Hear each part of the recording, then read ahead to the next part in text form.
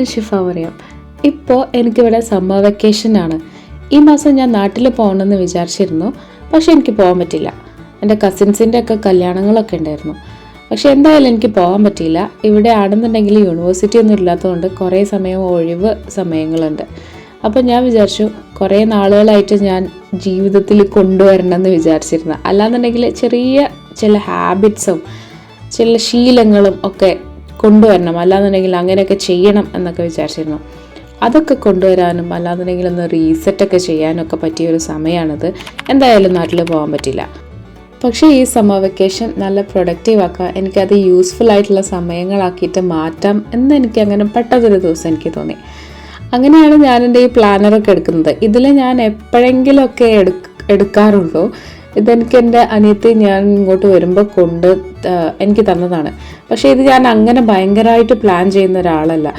പ്ലാനിങ്ങിന് വേണ്ടിയിട്ട് യൂസ് ചെയ്തിട്ടില്ല എന്നുണ്ടെങ്കിലും ജേർണലിങ്ങോ അല്ലാന്നുണ്ടെങ്കിൽ നമ്മൾ ഈ മനസ്സിൽ കുറേ കാര്യങ്ങൾ ആലോചിച്ച് അത് അവിടെ കിടന്ന് വഷളാവാതെ നമുക്ക് ഡീക്ലട്ടർ ചെയ്യാനും അല്ലാന്നുണ്ടെങ്കിൽ അതിനെ വളരെ ഓർഗനൈസ് ചെയ്ത് വെക്കാനും ഒക്കെ നമ്മളങ്ങനെ എഴുതി വെക്കുന്നത് സഹായിക്കും എന്ന് ഞാൻ കുറേ വീഡിയോയിൽ കണ്ടിട്ടുണ്ട്, കുറേ സ്ഥലങ്ങളിൽ വായിച്ചിട്ടുണ്ട്.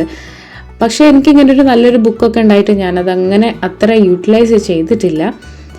അപ്പോൾ എന്തായാലും ജേർണലിംഗ് ഒക്കെ ചെയ്യാം, രാവിലെ അങ്ങനെയുള്ള ഹാബിറ്റ്സ് ഒക്കെ കൊണ്ടുവരാം എന്നൊക്കെയാണ് ഞാൻ വിചാരിച്ചത്. അങ്ങനെ ഞാനതൊക്കെ ചെയ്തു കഴിഞ്ഞിട്ട് പിന്നെ ബ്രേക്ക്ഫാസ്റ്റ് ഉണ്ടാക്കി. എല്ലാ ദിവസവും ഇങ്ങനെ സ്ലോ മോർണിംഗ് അല്ലാന്നുണ്ടെങ്കിൽ ഇങ്ങനെ എഴുതി വളരെ പതുക്കെ ഒരു ദിവസം തുടങ്ങാനൊന്നും എല്ലാവർക്കും പറ്റണമെന്നില്ല. ചില ദിവസം നമ്മൾ രാവിലെ തുടങ്ങും, നമുക്ക് വളരെ നേരത്തെ ജോലിക്ക് പോകേണ്ടി വരും, അങ്ങനെയൊക്കെ ഉണ്ടാവും. പക്ഷേ ചെയ്യാൻ പറ്റുന്ന ദിവസങ്ങളിലൊക്കെ അങ്ങനെ ചെയ്യണം, ജേർണലിംഗ് ഒക്കെ ചെയ്യണം എന്നാണ് ഞാൻ വിചാരിച്ചത്.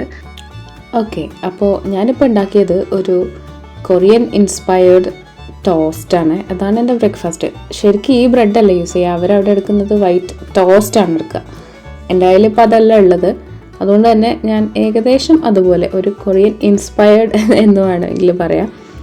അങ്ങനെയുള്ള അതിലുള്ള സെയിം വെജിറ്റബിൾസും ഒക്കെയാണ് ഉപയോഗിച്ചത്. അപ്പോൾ അതിൻ്റെ മേലെ അവർ കുറച്ച് ബ്രെഡിൻ്റെ മേലെ കുറച്ച് പഞ്ചസാര തൂക്കി കൊടുക്കുന്നുണ്ട്. അതുപോലൊക്കെ ചെയ്ത് നോക്കി. ഇത് ഞാൻ ഇങ്ങനെയൊന്നും ഇതുവരെ കഴിച്ചിട്ടില്ല. എന്തായാലും ബ്രെഡും ഓംലെറ്റും കഴിക്കുന്നത് പോലെ ഉണ്ടാവും, കാരണം ബേസിക് ആയിട്ടുള്ള കാര്യങ്ങൾ അതല്ലേ. അങ്ങനെ ഞാൻ അതൊക്കെ ഉണ്ടാക്കി. ഇത് കൊള്ളായിരുന്നു, ഇതെനിക്ക് ഇഷ്ടപ്പെട്ടു.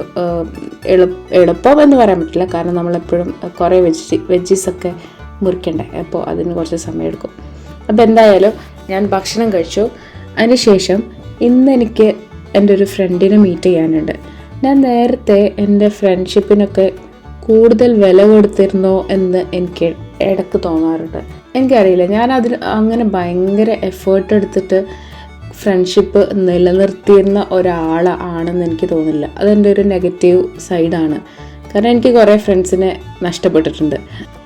ഇപ്പോഴാണ് ഞാൻ മനസ്സിലാക്കുന്നത് നമ്മളുടെ നല്ല ഫ്രണ്ട്ഷിപ്പ്, നല്ല റിലേഷൻഷിപ്പ് ആളുകളായിട്ട് ഉണ്ടാക്കിയെടുക്കുന്നതും അത് നിലനിർത്തുന്നതും അതിനൊരു എഫേർട്ട് എടുക്കുന്നതൊക്കെ ശരിക്ക് അത് ഭയങ്കര മീനിങ് ഫുള്ളാണ്.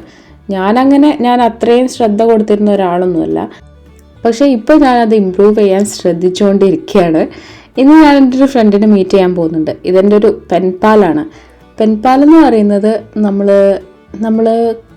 കത്തയക്കുന്നത് ഈ ഫോണും ഇൻ്റർനെറ്റും ഒക്കെ വരുന്നതിൻ്റെ മുന്നേ ആയിരുന്നല്ലോ.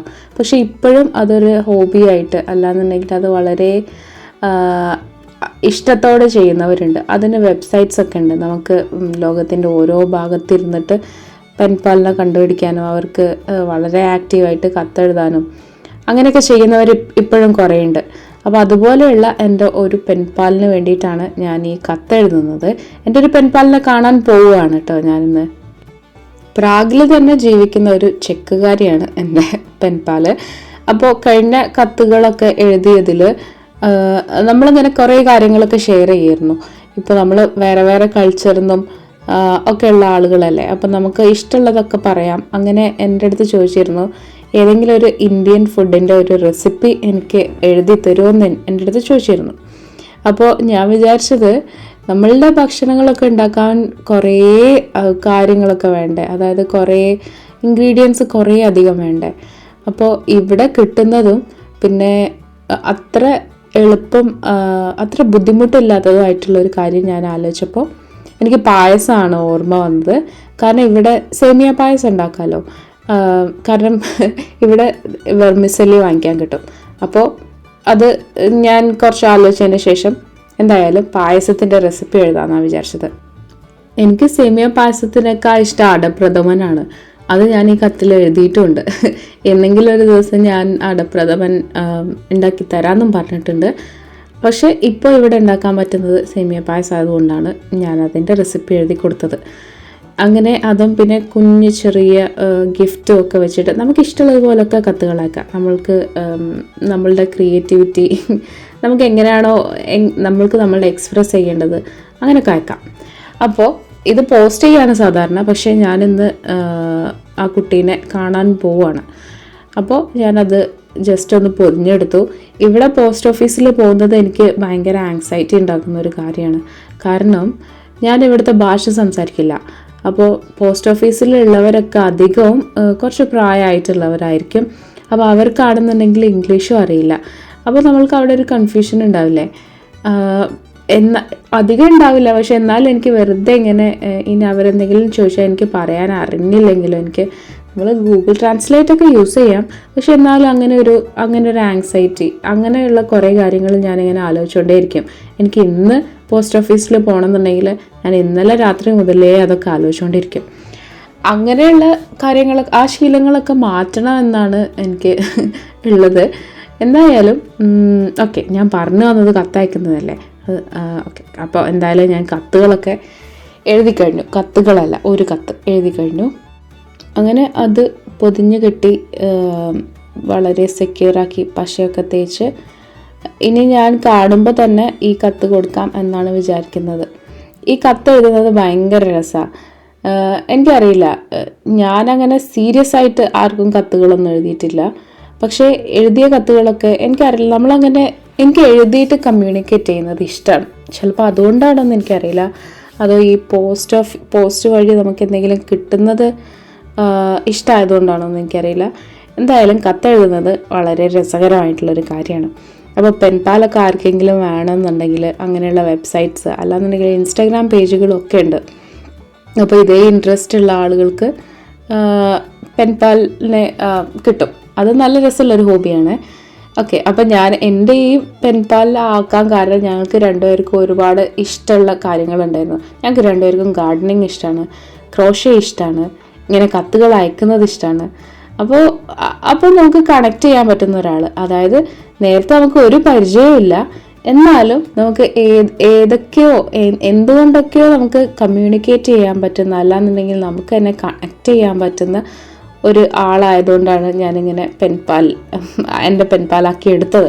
ഉച്ചയ്ക്ക് ശേഷമാണ് ഞാൻ എൻ്റെ ഫ്രണ്ടിനെ കാണാൻ പോകാമെന്ന് പറഞ്ഞിട്ടുള്ളത്. അപ്പോൾ പോകുന്നതിൻ്റെ മുന്നേ ഭക്ഷണം കഴിച്ചിട്ട് പോകാം എന്ന് ഞാൻ വിചാരിച്ചു. അപ്പോൾ കഴിക്കാനുള്ളത് അപ്പം ഉണ്ടാക്കി അത് മുഴുവൻ കഴിക്കും. അങ്ങനെയാണ് ഞാൻ ചെയ്യാറുള്ളത്. പിന്നീട് എടുത്ത് വെക്കുന്നതോ മീൽ പ്രിപ്പ് ചെയ്യുന്നതോ ഒന്നും എനിക്ക് തീരെ വർക്കാവാറില്ല. അത് ചിലപ്പോൾ എനിക്ക് സമയം ഇനി സമയം ഇല്ലയെന്നുണ്ടെങ്കിൽ ഞാൻ അങ്ങനെ കൂടുതൽ സമയത്തേക്ക് ഉണ്ടാക്കി വെക്കാറില്ല. ചിലപ്പോൾ എനിക്കറിയില്ല എന്തുകൊണ്ടാണെന്ന്, എനിക്കിങ്ങനെ ചെയ്യുന്നതാണ് ഇഷ്ടം. അപ്പോൾ ഇതാണ് ഞാൻ കഴിക്കുന്നത്. ഇത് കഴിച്ചതിന് ശേഷം റെഡിയായി പോകണം, അത്രയേ ഉള്ളൂ. ഇന്ന് വേറെ വലിയ കാര്യങ്ങളൊന്നും ചെയ്യാനൊന്നുമില്ല. പക്ഷേ ചെയ്യാനുള്ള ഒരേ ഒരു കാര്യം അതാണ്. എനിക്ക് വേറെ ഒന്നും ചെയ്യാനില്ല എന്നുണ്ടെങ്കിൽ, അല്ലാന്നുണ്ടെങ്കിൽ ജോലി ഇല്ലാത്ത ദിവസമാണെന്നുണ്ടെങ്കിൽ പുറത്തു പോകാൻ ഭയങ്കര മടിയാണ്. അതങ്ങനെ റെഡി ആവാനൊക്കെ എനിക്കറിയില്ല എന്തുകൊണ്ടോ അതെനിക്ക് ഭയങ്കര ബുദ്ധിമുട്ടാണ്. ഞാൻ വെറുതെ വീട്ടിൽ തന്നെ ഇരിക്കും. അങ്ങനെ ഭക്ഷണം കഴിച്ചതിന് ശേഷം പിന്നെ എനിക്ക് റെഡിയായി പോകാനുള്ള സമയം ഏകദേശം ആവാറായി. അപ്പോൾ ഇവിടെ ഓരോ ദിവസവും നമ്മൾ ഡ്രസ്സ് ചെയ്യുമ്പോഴും അന്നത്തെ കാലാവസ്ഥ നോക്കിയിട്ട് ഡ്രസ്സ് ചെയ്യാൻ പറ്റുള്ളൂ. കാരണം വലിയ മാറ്റങ്ങളുണ്ടായിരിക്കും. ഇന്നലെ 30 ഡിഗ്രി ആയിരുന്നെങ്കിൽ ഇന്ന് 22 ഡിഗ്രി ആവാനൊക്കെ സാധ്യതയുണ്ട്. അപ്പോൾ നമ്മൾ വെതർ നോക്കിയിട്ടാണ്, വിൻ്റർ ആണെങ്കിലും സമ്മറാണെങ്കിൽ അത്ര കുഴപ്പമില്ല, പക്ഷെ എന്നാലും വെതർ നോക്കിയിട്ട് ഡ്രസ്സ് ചെയ്യുന്നത് ഇവിടെ നല്ലതായിരിക്കും. അങ്ങനെ ഞാൻ ഡ്രസ്സ് ചെയ്തു, റെഡിയായി വന്നു. വെതർ നോക്കുന്നത് പോലെ തന്നെ നമ്മൾ പുറത്തിറങ്ങുന്നതിന് മുന്നേ ബസ്സിൻ്റെ സമയവും നോക്കണം. വീക്കെൻഡുകൾ ഒക്കെ ആണെന്നുണ്ടെങ്കിൽ ബസ് ഒരുപാട് ഇൻ്റർവെല്ലൊക്കെ ഉണ്ടായിരിക്കും, ഒരുപാട് സമയം കഴിഞ്ഞിട്ടേ വരുന്നുണ്ടാവുള്ളൂ. അപ്പോൾ കാറില്ല എന്നുണ്ടെങ്കിൽ ഇവിടെ ശരിക്കും നമുക്ക് ജീവിക്കാൻ കാറിൻ്റെ ആവശ്യമില്ല. പബ്ലിക് ട്രാൻസ്പോർട്ട് ഭയങ്കര നല്ലതാണ്. ചെറിയ ബാഗ് എടുക്കാമെന്നാണ് ഞാൻ വിചാരിച്ചത്. പിന്നെയാണ് ഞാൻ ആലോചിച്ചത് നമ്മൾക്ക് ഈ പിക്നിക് ബ്ലാങ്കറ്റ് എടുക്കുകയാണെന്നുണ്ടെങ്കിൽ ഒരു പാർക്കിലാണ് നമ്മൾ മീറ്റ് ചെയ്യുന്നത്. അപ്പോൾ അവിടെ അത് വിരിച്ചിട്ട് നമുക്കതിൽ വെറുതെ ആകാശം നോക്കി കിടക്കാമല്ലോ. ഈ സമ്മറിൽ എല്ലാവരും ചെയ്യുന്നൊരു കാര്യമാണ് അത്. ഇങ്ങനെ ഇവിടെ ഒരുപാട് പാർക്കുകളും ഇങ്ങനെ നമുക്ക് പോയിരിക്കാൻ പറ്റിയ കുറേ സ്ഥലങ്ങളുണ്ട്. അപ്പോൾ അതിന് വേണ്ടിയിട്ട് ഞാൻ എൻ്റെ പിക്നിക് ബ്ലാങ്കറ്റും എടുത്തു. അങ്ങനെ നമ്മളൊരു പാർക്കിൽ മീറ്റ് ചെയ്തു. ഇപ്പോൾ സമ്മർ ആയതുകൊണ്ട് തന്നെ ഇവിടെ ഒരുപാട് പൂക്കളും ഇതേപോലുള്ള ബീസ് അങ്ങനെയുള്ള കാര്യങ്ങളൊക്കെ ഉണ്ട്. എനിക്ക് ഈ സമ്മർ സ്പ്രിങ് സീസൺ ഭയങ്കര ഇഷ്ടമാണ്. ബാക്കിയുള്ള ഓട്ടം എല്ലാ സീസണും ഇഷ്ടമാണ്. പക്ഷേ എനിക്കറിയില്ല, എല്ലായിടത്തും പൂക്കൾ കാണാം. ഇവിടെയുള്ള കാട്ടുപൂക്കൾ പോലും കാണാൻ ഭയങ്കര ഭംഗി. നമ്മളുടെ നാട്ടിലുള്ള കാട്ടുപൂക്കളും കാണാൻ ഭംഗിയാണ്. പക്ഷേ ഇവിടെ ഉള്ളത് പലതും ഞാൻ കാണാത്ത പൂക്കളും അതൊക്കെ ഓരോന്നും അതായത് എല്ലാത്തിനും അതിൻ്റെതായിട്ടുള്ള സീസൺ ഉണ്ട്. അപ്പോൾ ഇതൊക്കെ ഈ ആഴ്ച കണ്ടാൽ ചിലപ്പോൾ അടുത്ത ആഴ്ച കാണണമെന്നില്ല. അങ്ങനെ കുറേ കാര്യങ്ങളൊക്കെ നോക്കി കണ്ട് പഠിക്കാനൊക്കെ എനിക്ക് ഇവിടെ വന്നതിന് ശേഷം കേട്ടോ പറ്റിയത്. അപ്പോൾ ഇത് നല്ലൊരു വെയിലും ചൂടും ഒക്കെ ഉള്ളൊരു ദിവസമായിരുന്നു. സമ്മറിൽ ഇവിടെ ഭയങ്കരമായിട്ട് ചൂടാവാറുണ്ട്. എനിക്ക് ചൂടെടുക്കുന്നത് അത്ര ഇഷ്ടമല്ല. അതായത് തണുപ്പും ചൂടും ഉണ്ടെങ്കിൽ എനിക്ക് തണുത്തിരിക്കുന്നത് എനിക്ക് കുഴപ്പമില്ല. പക്ഷേ ചൂടെടുക്കുന്നത് എനിക്ക് തീരെ ഇഷ്ടമല്ല. അപ്പോൾ നല്ല ചൂടുള്ള ദിവസങ്ങളിൽ ഞാൻ പുറത്തിറങ്ങാറില്ല. പക്ഷേ ഇന്ന് ഞാൻ പുറത്തിറങ്ങി. അപ്പോൾ എൻ്റെ ഫ്രണ്ടിന് എമ്മ ലഞ്ച് കഴിക്കാതെയാണ് വന്നത്. അപ്പോൾ അതിന് വേണ്ടിയിട്ട് നമ്മളൊരു ലഞ്ചൊക്കെ കഴിച്ചു. ഒരു ചെറിയൊരു ലഞ്ച് വാങ്ങി കഴിച്ചു. അതിനുശേഷം ഇതിവിടെ ഉള്ളൊരു സിപ്പപ്പാണ്. അതായത് നമ്മളുടെ നാട്ടിൽ സിപ്പപ്പില്ലേ, അത് ഇവിടുത്തെ ഫോമാണ്. യൂപിക് എന്നാണ് ഈ ബ്രാൻഡിൻ്റെ പേര്. ശരിക്കും നല്ല ടേസ്റ്റ് ഉണ്ടായിരുന്നു. പക്ഷേ ഭയങ്കര മധുരം ഉണ്ടായിരുന്നു. എന്തായാലും ആ ചൂടുള്ള ആ കാലാവസ്ഥയിൽ അത് നമ്മൾ കഴിക്കുമ്പോൾ അതൊരു പ്രത്യേക സുഖം. നമ്മൾ ഐസ്ക്രീമൊക്കെ കഴിക്കുന്നത് പോലെ തന്നെ. അങ്ങനെ സിപ്പൊക്കെ കഴിച്ചിട്ട് ഞങ്ങൾ നടന്നു വന്നു. പ്രാഗ് ഒരു ക്യാപിറ്റൽ സിറ്റി ആണെങ്കിൽ പോലും ഇവിടെ ഒരുപാട് പാർക്കുകളും ഇങ്ങനെ ഗ്രീൻ സ്പേസുകളൊക്കെ ഒരുപാടുണ്ട്. അപ്പോൾ നമുക്കിങ്ങനെ വന്നിരിക്കാനും ഫാമിലികൾക്കൊക്കെ സമയം സ്പെൻഡ് ചെയ്യാനും ഫാമിലി അല്ല ഒറ്റയ്ക്ക് വന്നിരിക്കാനും വളരെ സേഫും പിന്നെ ക്ലീനും ആയിട്ടുള്ള കുറേ പാർക്കുകളൊക്കെ ഉണ്ട്. അപ്പോൾ ഞങ്ങൾ അങ്ങനെ ഒരു പാർക്കിലാണ് വന്നത്. അങ്ങനെ നമ്മൾ പിക്നിക് ബ്ലാങ്കറ്റൊക്കെ വിരിച്ചു കുറേ സമയം അതിൽ കഥയൊക്കെ പറഞ്ഞിരുന്നു. അവിടെ കിടക്കാനും ഇങ്ങനെ വെറുതെ വന്ന് വെയിൽ കൊണ്ട് പുസ്തകങ്ങളൊക്കെ വായിച്ചിരിക്കാനും അങ്ങനെയുള്ള ഫാമിലികളായും ഫ്രണ്ട്സായിട്ടും ഒക്കെ ഇങ്ങനെ വരുന്ന കുറേ പേരുണ്ട്. എന്തായാലും ഞങ്ങൾ അങ്ങനെ കഥയൊക്കെ പറഞ്ഞുകൊണ്ടിരിക്കുമ്പോഴാണ് ഒരു മരച്ചോട്ടിൽ കിടക്കുമ്പോഴാണ് മുകളിൽ ഒരു അണ്ണാനുണ്ട്. അതെന്തോ കഴിക്കുന്നുണ്ട്. അതിലെന്തോ വിത്തുള്ളതോ അങ്ങനെ എന്തോ ആണ്. അപ്പോൾ ഞാൻ എമ്മയുടെ അടുത്ത് പറഞ്ഞു, നമ്മളുടെ നാട്ടിലുള്ള അണ്ണാൻ ഇങ്ങനെയല്ല, അതിൻ്റെ കളർ അങ്ങനെയല്ല. അപ്പോൾ നമ്മളുടെ നാട്ടിലുള്ളതിന് 3 വരയുള്ളതും ആ കഥകളൊക്കെ പറഞ്ഞു കൊടുത്തു. അങ്ങനെ ഞങ്ങൾ ആവശ്യത്തിന് ചില്ല് ചെയ്തതിന് ശേഷം നമ്മൾ പിന്നെ അവിടെ നിന്ന് നടന്നു. ഈ പാർക്കിൻ്റെ തന്നെ വേറെ സ്ഥലത്തേക്കാണ് നടക്കുന്നത്. അപ്പോൾ അവിടെ വൈൻയാർഡുണ്ട്. മുന്തിരിയൊക്കെ ഏകദേശം വിളഞ്ഞു തുടങ്ങിയിട്ടുണ്ട്. അത് ഏത് മാസത്തിലാണ് കൃത്യമായിട്ട് ഹാർവെസ്റ്റ് ചെയ്യുക എന്നുള്ളത് എനിക്കറിയില്ല. പക്ഷേ ഇതൊക്കെ ഏകദേശം പാകമായി വരുന്നുണ്ടെന്നാണ് എനിക്ക് തോന്നുന്നത്. അതൊക്കെ ഒരു വേലിക്ക് അപ്പുറത്താണുള്ളത്. അങ്ങോട്ട് വേണമെങ്കിൽ നമുക്ക് പോകാം. അവിടെ ഒരു റെസ്റ്റോറൻ്റ് ഒക്കെ ഉണ്ട്. പക്ഷേ ഇപ്പോൾ നമ്മൾ അങ്ങോട്ട് പോകുന്നില്ല.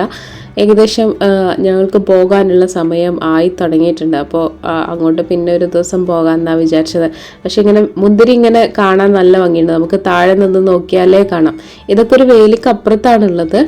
അപ്പോൾ ഇവിടെ ആരും അങ്ങനെ നശിപ്പിക്കുന്നില്ല എന്നാണ് എനിക്ക് തോന്നുന്നത്. കാരണം ആർക്കെങ്കിലും വേണമെങ്കിൽ ചാടി കിടക്കാവുന്നതൊക്കെ ഉള്ളൂ. അങ്ങനെയൊന്നും ആരും ഇവിടെ ചെയ്യുന്നില്ല. അതുകൊണ്ടായിരിക്കും അതങ്ങനെ നല്ല ഭംഗിയിൽ നിൽക്കുന്നത്.